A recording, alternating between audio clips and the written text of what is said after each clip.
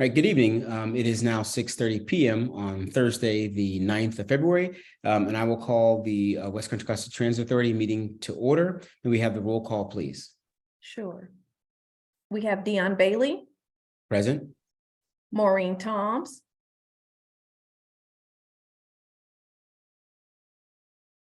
Oh, we lost her, so let me go. Tom Hansen. Present.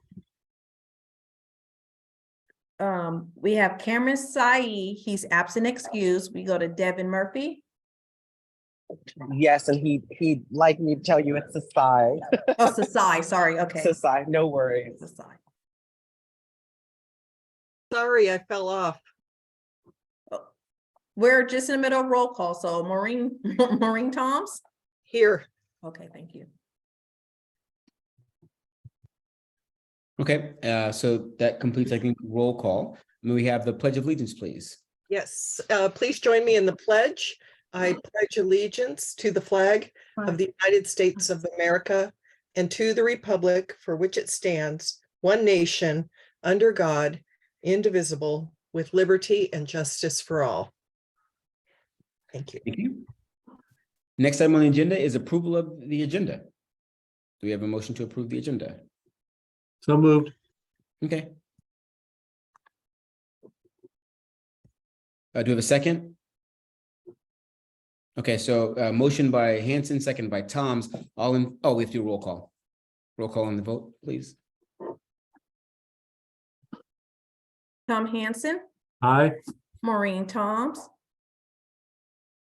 Yes, Devin Murphy, Yes. Dion Bailey. Yes. Thank you. Okay, so now that we have an agenda, next item is public communications.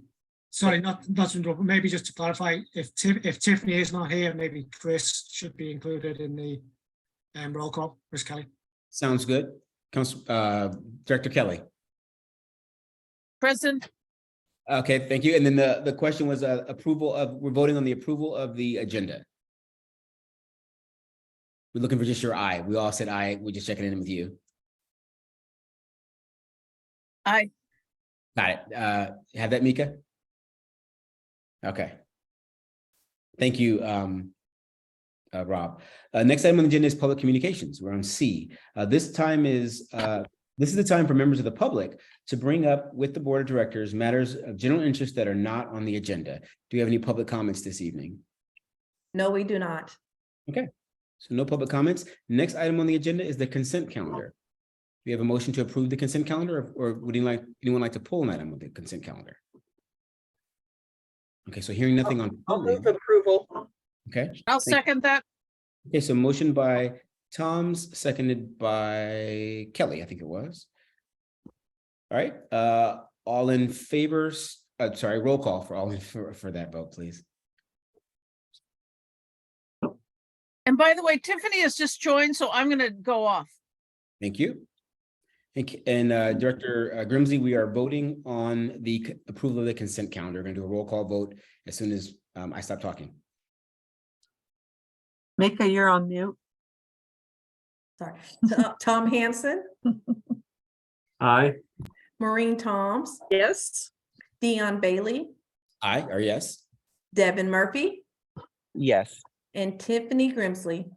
Yes. Thank you. Thank you all. Next item on the agenda is discussion and appointment of WCCTA, a representative to the West Contra Costa Transit Authority Committee. I can only think of one man that can do this job, but I'm going to defer to our general manager to let us know what we need to do on this item. Thank you. So there is a staff report which does outline kind of the fact that with Director Adriana Chavez and Director Powers no longer being on the board, we do need to make a new appointment to the WCCTA board. The kind of staff, the staff report does outline how the JPA outlines who is eligible to be a member of the board from Westcott, and it does state that basically no one from the city of Panola or Hercules can be appointed, so it has to actually be a member of their county representative. So as we only have one county representative currently, I think the choice is perhaps quite easy, but I'll leave that up to the board to decide. I'll move that we select Tom Hansen for our representative to the WCTAC. I'll second that. Okay, so let's do a roll call vote. Oh, are there any other folks that we want to put into play there? I think it's not possible at this Call point. to question. Yeah. All right. So with that, because we only have one person that can do it, we know Tom is well qualified. Can we have a roll call vote, please? Maureen Toms, Yes, Tom Hansen, Yes. Devin Murphy, Enthusiastically, yes. Dion Bailey, Yes. Tiffany Grimsley. Yes. Okay, great. Congratulations. Next All time, winner of an election is have one candidate. did you have any comments you want to make? Any speech or anything like that you want to? Next item on the agenda, we're going to 2.2. This is discussion of transit operations funding and BART feeder bus funding. And I'm going to turn this over to our general manager again. Rob? Thank you. So there's kind of two parts to this, and they're obviously both related.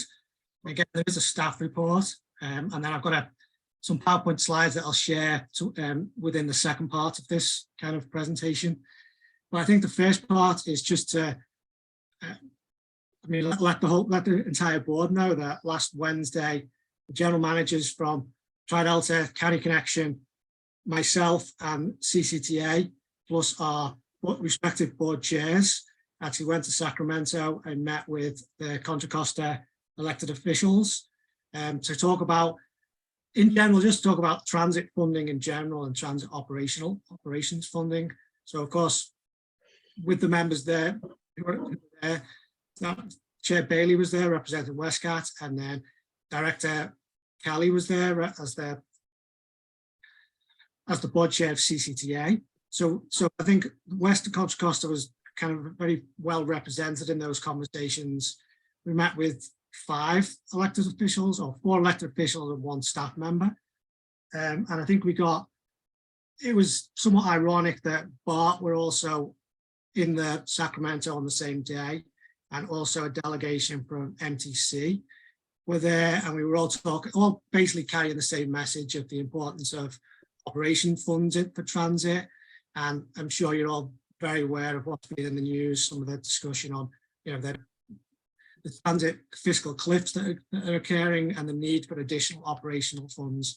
So we were all there pretty much saying the same message, and on at least one occasion, BART were walking out of a meeting as we were walking in. So, the reps definitely had a consistent story of the need for funding for transit operations. And I think one of the things that the Contra Costa operators tried to convey was, while we were supportive of the overall, potential bailout for BART or for the larger operators, there needed to be an understanding of the role that the smaller operators play in the overall regional transit network within the Bay Area. I think we got pretty good reception from all of the conversations. I think probably the 2 that were the most receptive were Senator Glazer and also Buffy Wicks. I think they're the ones that really kind of engaged and really understood the story that we were telling. Not to say that the other members didn't, but I think that they were the 2 that really stood out. And I think, I think one of the other things we heard was that the states have their own fiscal concerns right now. So, the potential of a huge transit bailout coming from the state at any time is perhaps a long shot. And there was definitely encouragement for MTC in the region to consider a transit ballot, a regional measure in the near future to help transit. So I think, I don't think any of us walked away thinking we'd solved any problems.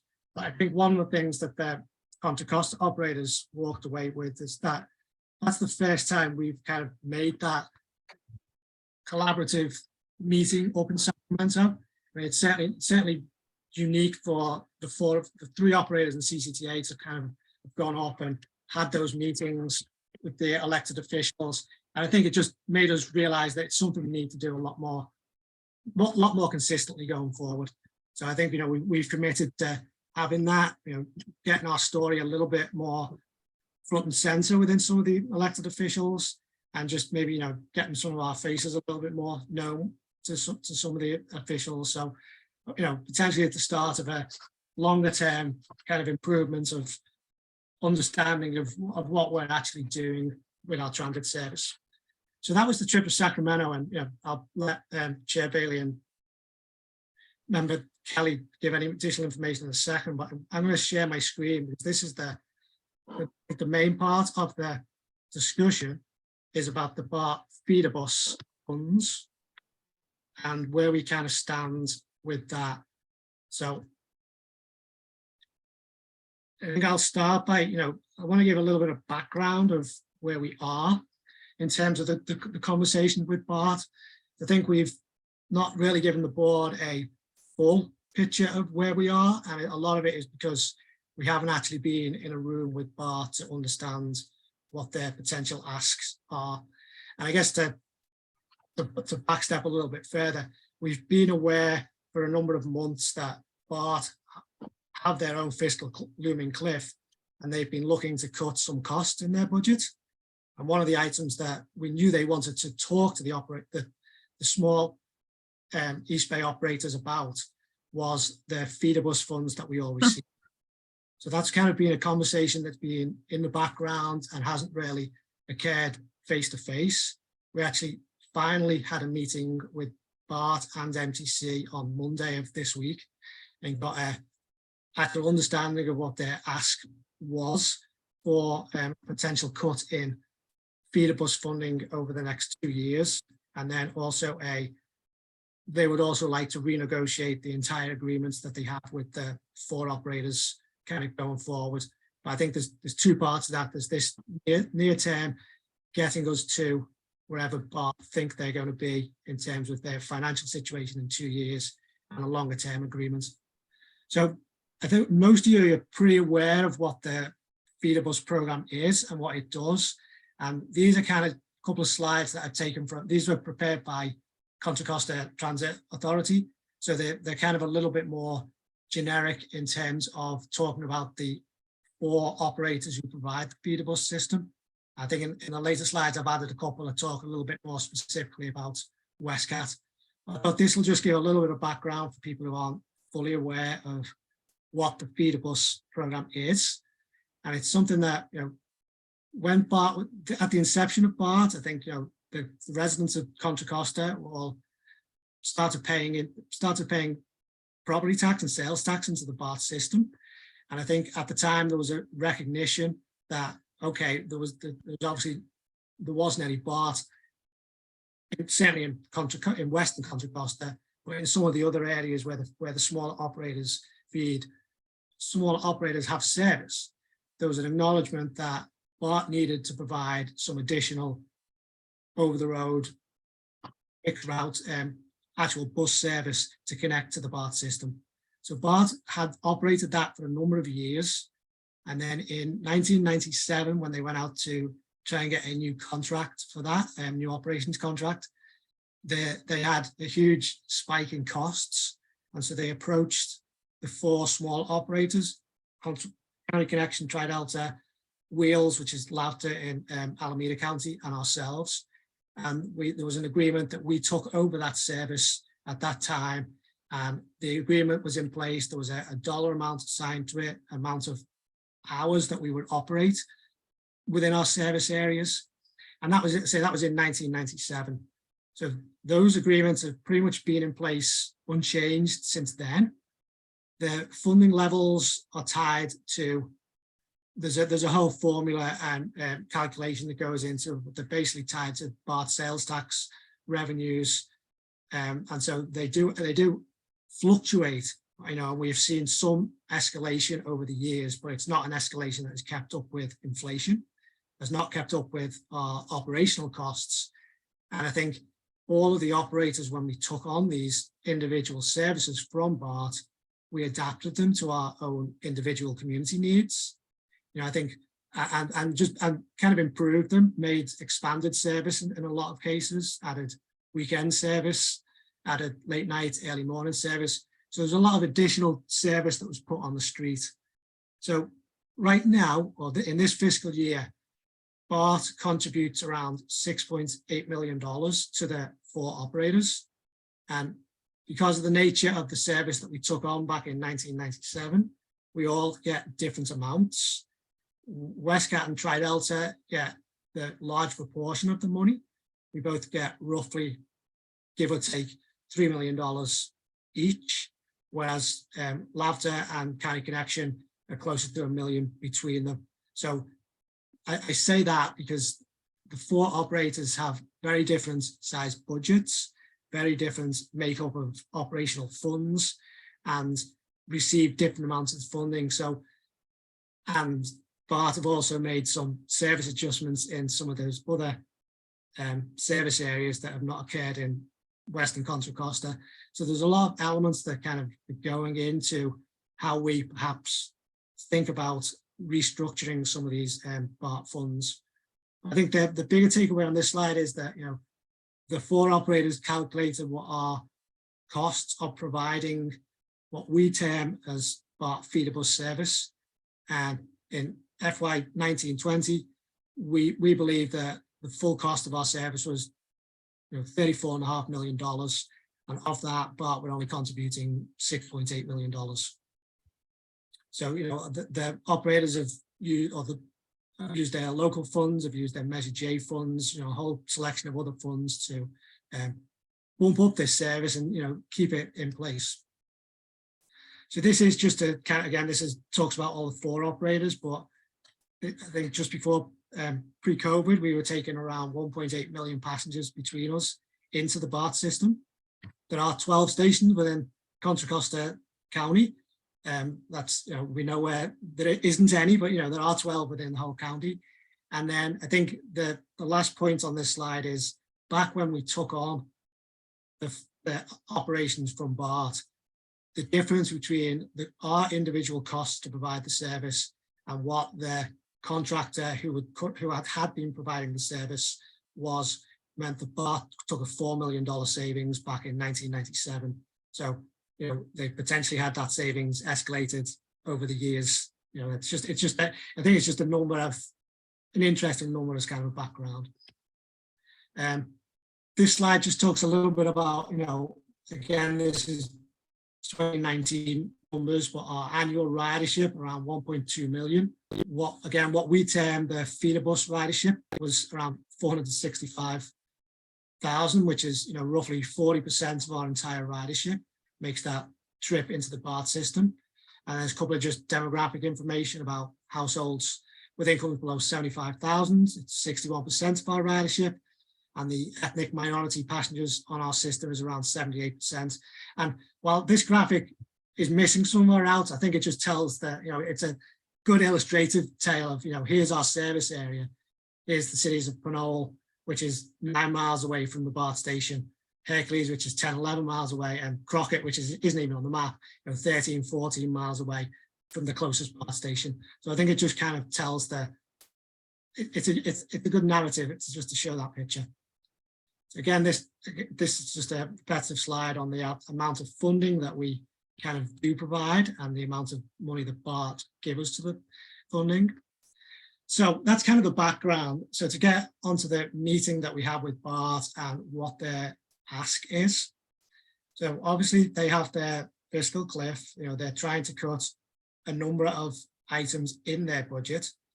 I think the positive thing that came out of the meeting is they're not looking to get out of the business of providing funds to the operators. I think everyone in the room, MTC, BART, recognized the value the importance and the need for these feeder bus services to survive. And, you know, because our story is quite unique, I was able to, you know, make our pitch, if you like, and I think everybody agreed that for operators, Westcat probably has the greatest need for these feeder bus funds, and not just the greatest need, but the greatest, I don't want to say deserve them, but, you know, I think we have the factors that really tell the story of why it's so important that we actually continue to receive these funds. So, you know, I think that was the positive to come out of it. Everybody understands, and I think I'm going to get to the number they gave us in a minute. I'm just trying to build up to that, but you know, I think the other consensus in the room was, however we get through these next year or the next 2 years of whatever this potential cut in funding is, I think there was a lot of commitment in the room to work regionally and collaboratively, and I'll say that amongst the 4 small operators, amongst the 4 operators CCTA, and the 4 operators and BART, and the 4 operators in MTC, to make sure that we're not cutting service. And I think that's the kind of the goal of what we're trying to do on a staff level, that we may see a reduction in funding from the BART feeder bus funds, or perhaps there's a way for us to receive some additional funds through SDA or through even perhaps regional measure 3, when that is discussed in a little bit more detail, just to ensure that we are not looking to cut service. And I think that was something that everyone committed to. So at the meeting, BART's initial proposal was that they would like to see a 25% cut in feeder bus funding this current fiscal year, and a 25% cut next fiscal year. So not 25 and 25, just 25 over the 2 years. They quickly realized, when the small operators kind of started talking, that there's no way we can absorb a 25% cut in funding in this current fiscal year. It's February. Our budget has been in place since last April, and our fiscal year ends at the end of June. It's just not feasible in this case, for Westcat to be asked to take a $700,000 cut in funding at this point. We couldn't. Our only option would be to use prior year funds and our reserves to kind of get through the end of the year. So that was quickly taken off the table. And I think BART understood that that ask was probably a little bit too much. But it did then spell out that they have a number that they would like to save on the BART feeder bus program in the next fiscal year. And that roughly equates to somewhere, and they haven't settled on a number, somewhere between 25 and 45% cut in what they give to the 4 operators in the feeder bus system. So again, that those numbers there in red are that, that's what it would potentially mean to our operating budget. And as our operating budget is around $14.5 million, the feeder bus funds is about 20% of that budget. It's a huge impact, and the potential of that would be a 15 to 20% service cuts across our system. But we haven't settled on a number, and I think what we are working with MTC and BART on some solutions.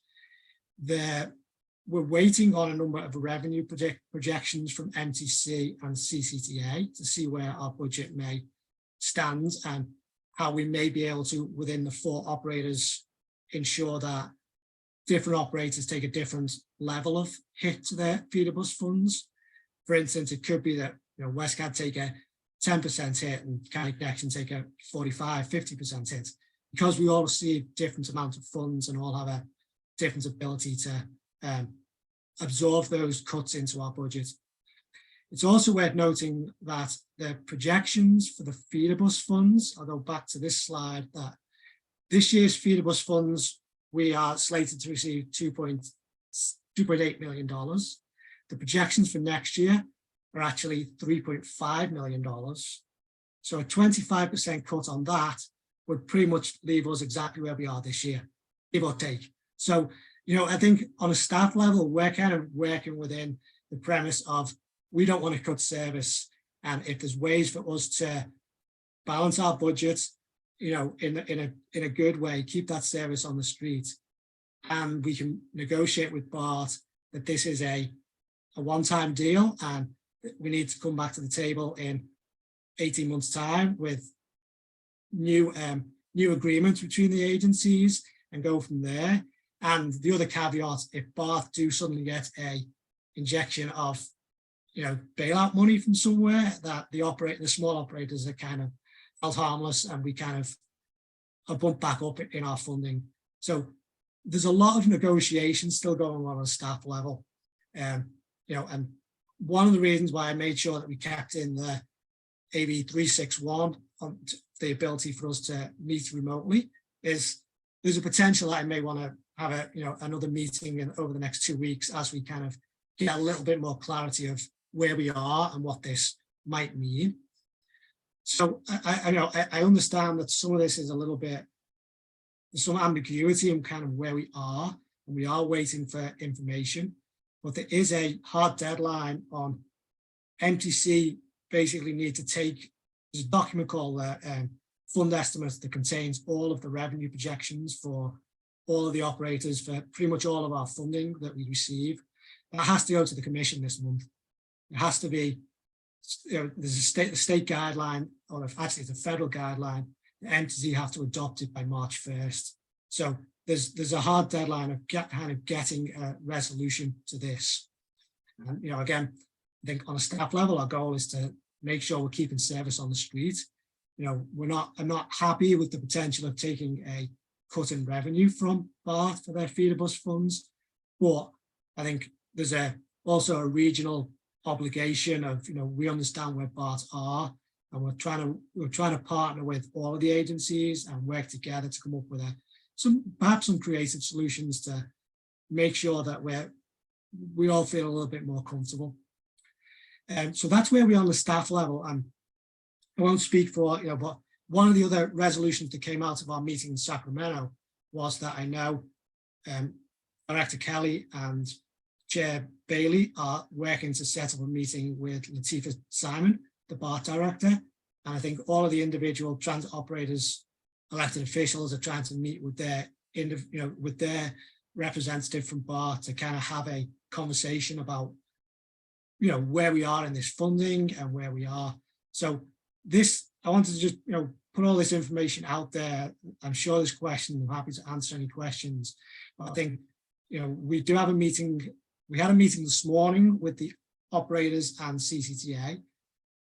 We're having another meeting on Wednesday to hopefully have some actual projections where we can look at some numbers and figure out where our individual budgets may be. And then we're scheduled to hopefully meet again with BART and MTC next Friday. So that's kind of where we are on a staff level. So with that, I'm going to just stop sharing my screen, and I'm happy to answer any questions or any more clarity or give any more information.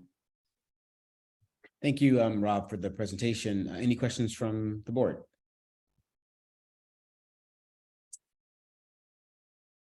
Tom, or Director Hansen, I'm sorry. Yep. So, Rob, just talking with MTC, do they have funds that might be available to help backfill, or is that like they don't have funds available, they're going to have to try to make it up somewhere for Rob Peter to pay Paul? Is there like an MTC kind of internal plan possibly that there's funds available? There actually is, which is surprising, but there actually is. So I think one of the things MTC originally did, they tried to say, some of the other funding sources are, the projections are much higher next year. So maybe there's a way just to, balance it out that way. But in talking to MTC, they believe that they may be able to bring some money to the table. It wouldn't cover the entire shortfall, but it may help ease the burden on, on us and perhaps Tri-Delta, who are the most severely impacted. I just to go back to, it's 20% of our budget we get from BART feeder bus funds. It's about 1% for County Connection, probably less for LAVTA, and maybe 8 or 9% for Tri-Delta. So we're all coming at this slightly differently. And also, when we look at our service and the BART levels within our service areas, so there's different stories to be told. So I think there's a recognition that Westcott has the greatest need, and again, sort of like deserves to not be really degraded their service by anything that we do. Thank you. Thank you, Director Hansen. Any other questions? Yeah, I just want to, if I can just clarify that federal funds that come to transportation go through MTC, right? But the property tax revenue that BART receives, it's up to them how they program those funds. Are those kind of do I have that understanding correctly?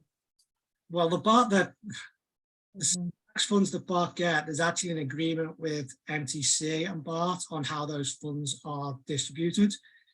And it's basically between BART, the agreement, some of the funds go to BART, some go to SF Muni, and some go to AC Transit. And so when that was in place back in the 70s, I mean, you know, a lot of, when that was put into place, that was when the agreement was that BART would use their own funds to provide the feeder bus funds. So they're not they're not directly using the sales tax funds they receive from the residents. They're using more of their general funds. Okay, and do you know if the Muni and AC Transit are facing cuts as well? They are. I mean, I think Muni gave a pretty in-depth workshop with their board yesterday where they kind of laid out, I want to say it was a $76 million deficit potentially in the upcoming year. So And from BART, not. oh no, from BART. No, so those agreements are tied solely to their sales tax revenues, and I don't believe they're being renegotiated at the time. Okay. That's an interesting point because, you know, here, us in West County, we don't have BART service here, you know, up this far. And so it's, you know, the BART service is throughout San Francisco, and yet Muni is not being cut their proportion from BART, it sounds like, and same with AC Transit. So I think there might be an argument for an equity issue, even though the funding formulas were, you know, negotiated separately. I think that, you know, that's a concern. So my last question is, who do we lobby to? Our MTC rep, our BART board members, the rest of the BART board, or should we kind of hold off and let the process work itself out? No, I think we, you know, I'd say there's hopefully a meeting set up with the BART director between, you know, Chair Bailey and Director Kelly. But I think there's no harm in starting having those conversations. You know, I did supply Chair Bailey with some talking points. I'm happy to supply them to anyone else. Or, you know, there's also those 2 flyers that were contained in the board pack. You know, if you asked me 3-4 weeks ago, I think I would have suggested we held off until we had this initial meeting with BART. We've had that meeting. You know, the numbers out there. I'm sharing the information I've got with you tonight. So I think starting to think about who we do need to lobby to and have those common conversations with are important. I will say at the meeting this morning with the small operators and CCTA, the 2 BART reps were at those meetings. They are well aware of the information of where we stand. It's Federal Glover, and I guess it's Sue Novak is the new representative. So they are aware of the issues. You know, CCTA have been heavily involved in all of our conversations. You know, they've been very supportive and leading the way. So I think those they're aware of it. And I will also say this information, or this ultimately has to go through the commission, the MTC commission in 2 weeks. It went to their planning and allocation committee yesterday without any details, but the verbal staff report did kind of outline that they hadn't resolved the issue with feeder bus funds, and there was resolution, and at least 2 of the commissioners there did express concern that small operators were being asked to take a hit at this time, and so there's a potential that some of the commissioners will have additional support for, you know, keeping us whole, if you like, or working further to make sure that we are not facing service cuts.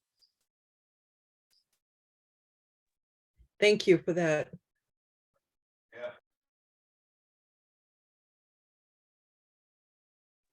So I guess my last ask is when you guys do have meetings, can you keep the board abreast of kind of the outcomes?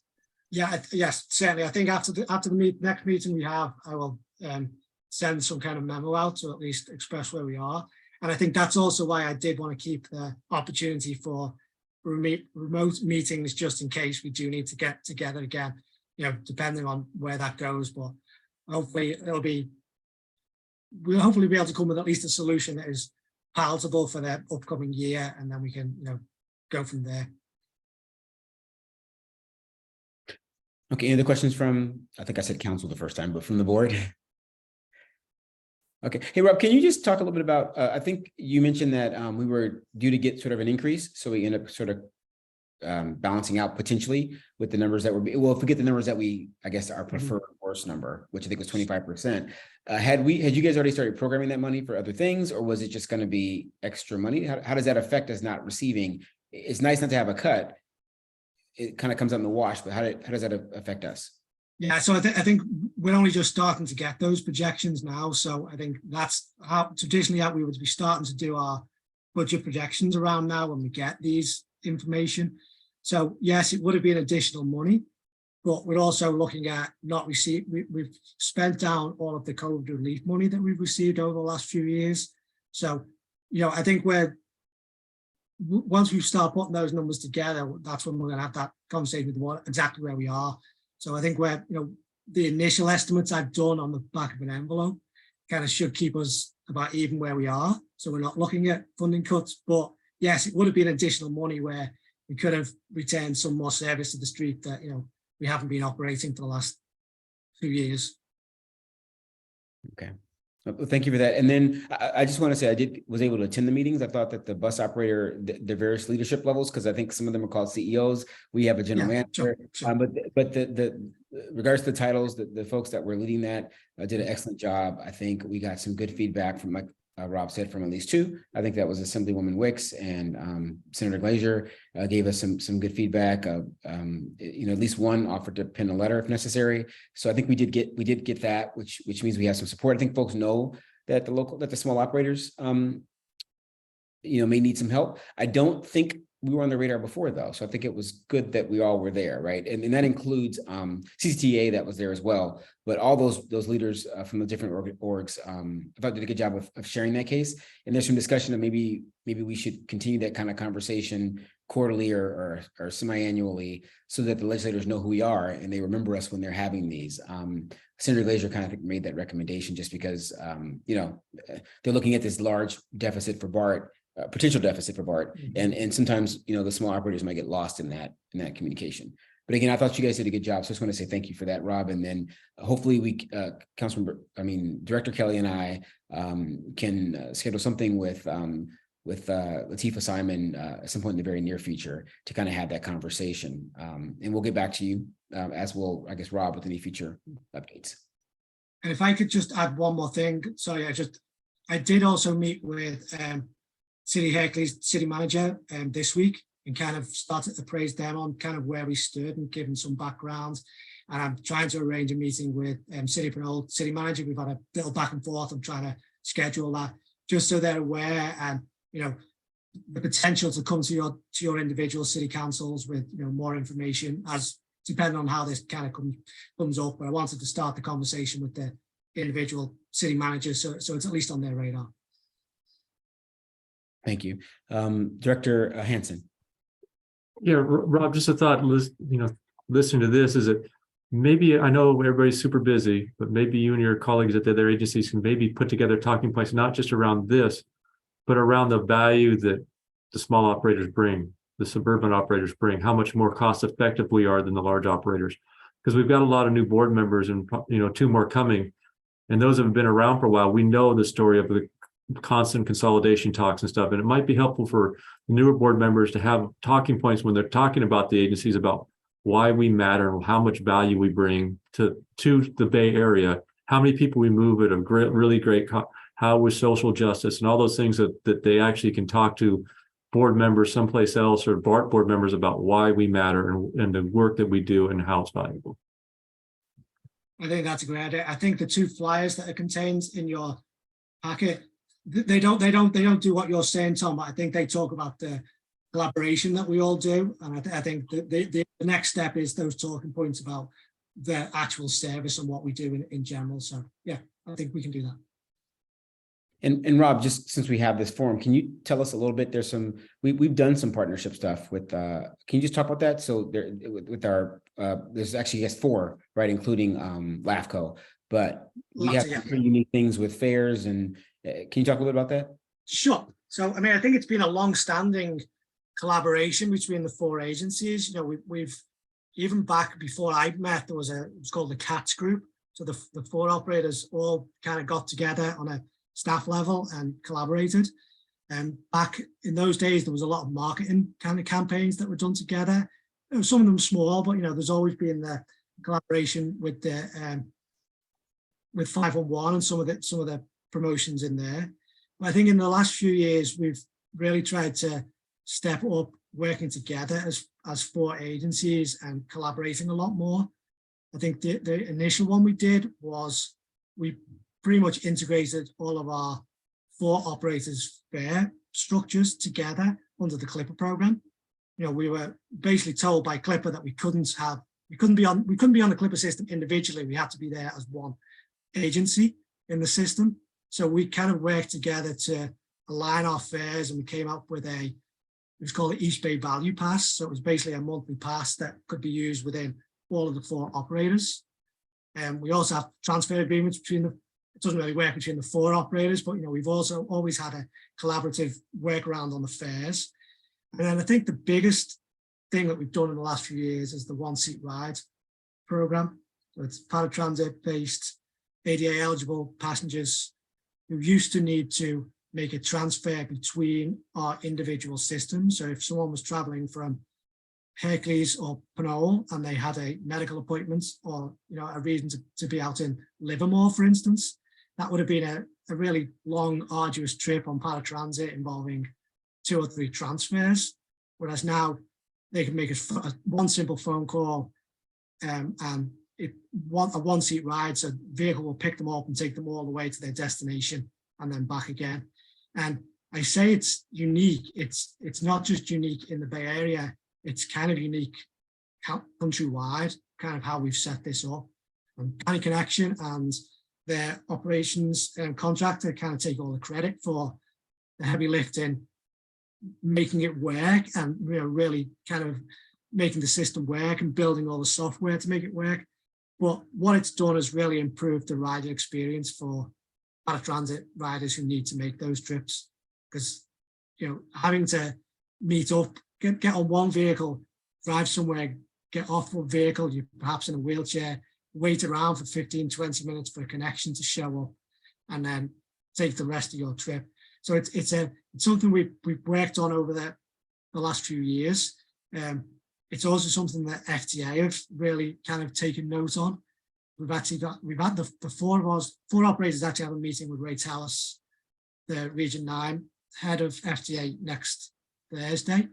And one of the items we're going to talk about is the FTA and the National Transit Database haven't figured out how we report this information. That's how kind of unique it is, that they haven't quite figured out how to deal with this kind of collaboration between operators in this way. And it's also been a model for what MTC are doing with the Blue Ribbon Task Force. I think both the fare integration that we've done is led the conversation on how the whole region is looking at fare integration and the way connections and transfers work. And the 1-seat ride pilot that we've been doing for the last 3 years at this point is also something that the region are trying to replicate in other areas, because it's been so successful and really showing the collaboration that the operators can do. And I think it all stems down to the staff of the 4 East Bay operators just communicating, getting together and having a kind of the same vision of the importance of transit, the importance of transit within our individual communities, just kind of all having that same goal and want to achieve the best. So we just had a really collaborative, productive set of meetings over the years.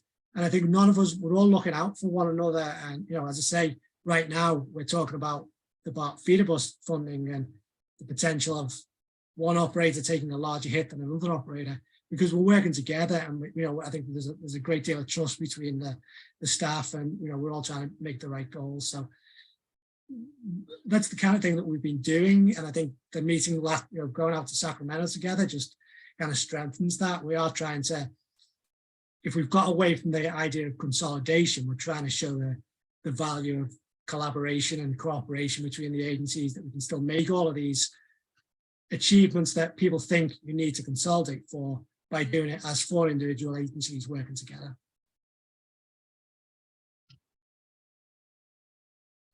Thanks, Rob. Appreciate that. Any other questions before we, this was more just a discussion. So we've gotten some feedback. I think we had some comments and some suggestions from Director Hansen as well as Director Toms, and some requests for some additional information as meetings go forward.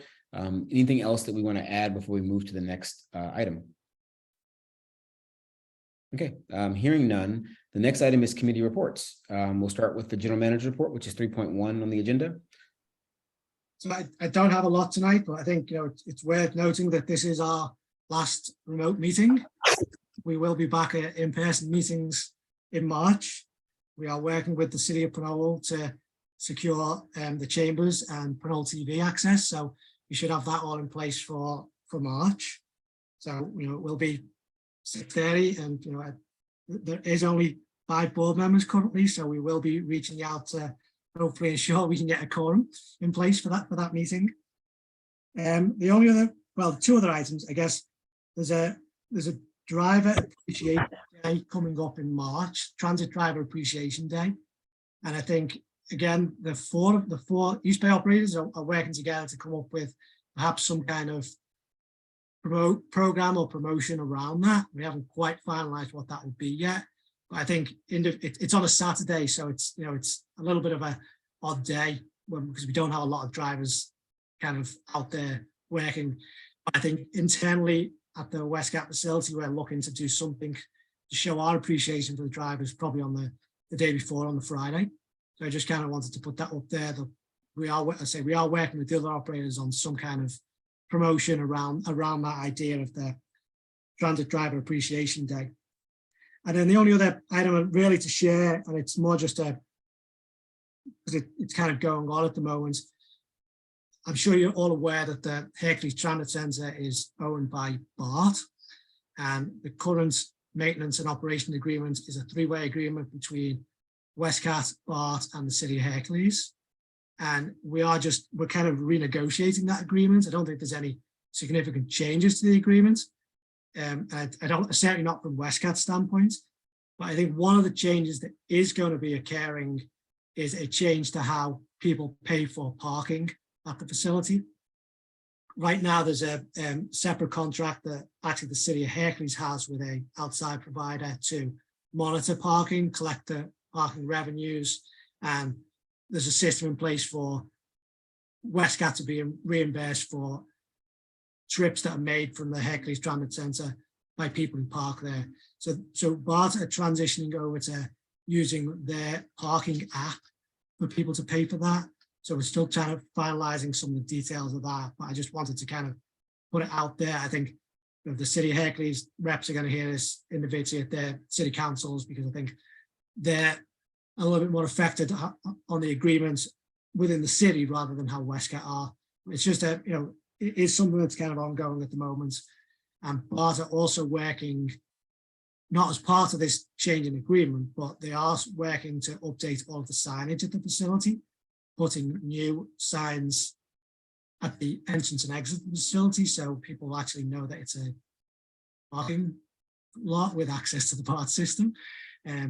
Redoing all of the internal signs, adding some windbreaks to the actual bus island itself to have a little bit more shelter. So there's kind of an ongoing project that's occurring as well. But I think the biggest thing for Westcat Riders is going to be the change of how parking is enforced and paid for. So BART will be taking on that responsibility. We will still be getting the same level of reimbursement for people who park at the transit centre, pay for parking and use our vehicles. We still monitor that and kind of are reimbursed for that. So that's just a heads up on that. And I think that's all I had for today. Thank you. Any questions for the Director? If not, item 3.2 is WCCTA representative report. I just have one question, sorry. Sorry, no, I apologize. Do we have any interest in the other positions on the board from residents of Terra Hills or Rodeo? We have not yet. We have reached out to the county a couple of times, and I think we keep on doing that. And we've put a few pieces out in social media, but we have not had any interest at this point. Okay.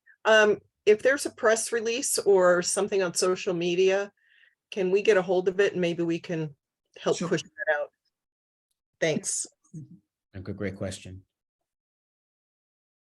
Director Hanson. Kind of a follow-up on that one. Have you thought about putting on the buses that run through those, like on 11 and the one that runs out through Terra Hills, so people that actually ride the buses might find it interesting to apply for the board because they're already using the system? We can, yeah, we can do that.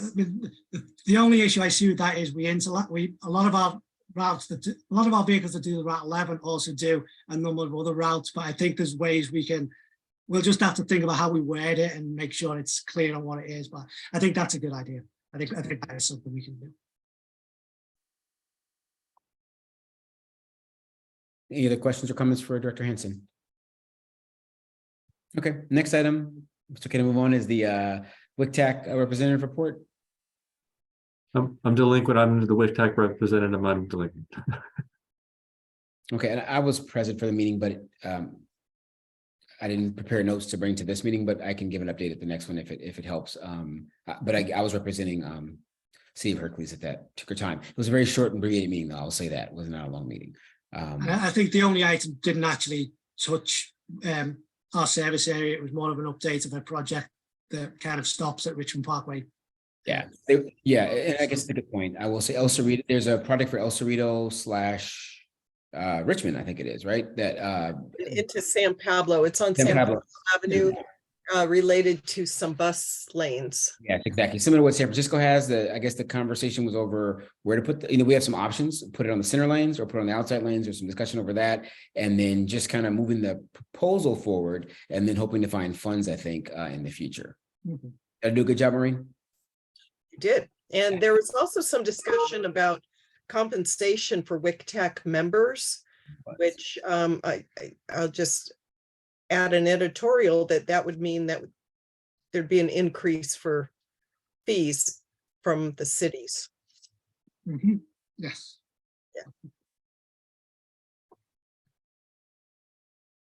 Okay.